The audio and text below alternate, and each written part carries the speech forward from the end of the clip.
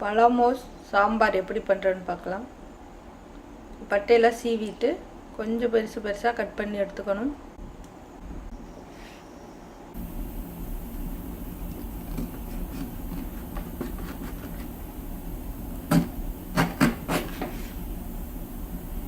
இந்த மாதிரி கட் பண்ணிவிட்டு இதை கொஞ்சம் பெருசு பெருசாக கட் பண்ணி இந்த மாதிரி கட் பண்ணி எடுத்துக்கணும் சாம்பாருக்கு. இப்போ இதை வந்து தனியாக வேக வச்சு எடுத்துக்கலாம். குக்கரில் போட்டு 2 விசில் விட்டுக்கலாம்.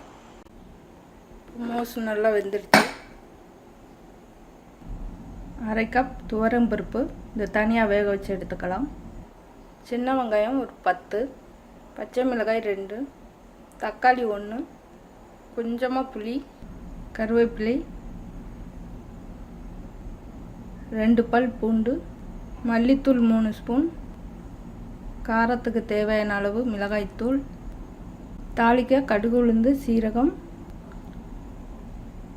கொஞ்சமாக வெந்தயம், சோம்பு, பெருங்காயம். பருப்பு இந்த மாதிரி வேக வச்சு எடுத்துக்கணும். கடாய் வச்சுட்டு நல்லெண்ணெய் விட்டுக்கலாம். கடுகு உளுந்து,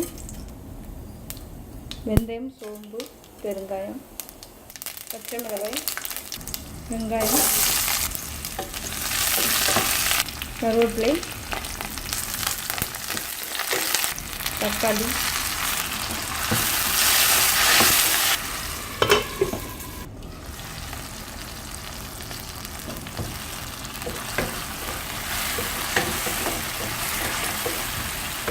மல்லித்தூள், மிளகாய்த்தூள்.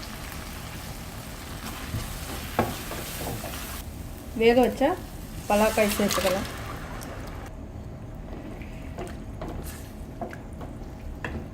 பலாக்காய் கூட வெங்காயம் தக்காளி சேர்த்து வேக வச்சு தாளித்து கொட்டிக்கலாம்.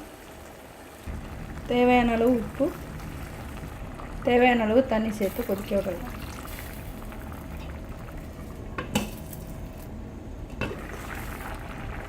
வேக வச்சிருக்க பருப்பு சேர்த்துக்கலாம்.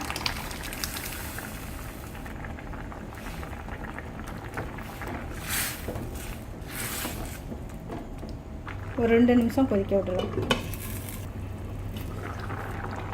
கொஞ்சமாக புளி தண்ணி, புளி கரைச்சி வச்சுருக்குது.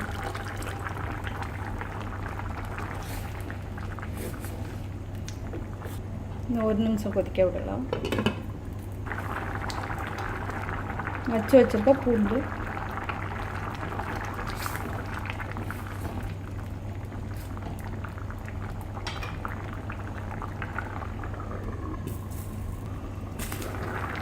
சாம்பார் ரெடி ஆயிடுச்சு. இப்போ அடுப்பா பண்ணிடலாம். பழமோஸ் சாம்பார் ரெடி ஆயிடுச்சு. மல்லித்தழை தூவிக்கலாம்.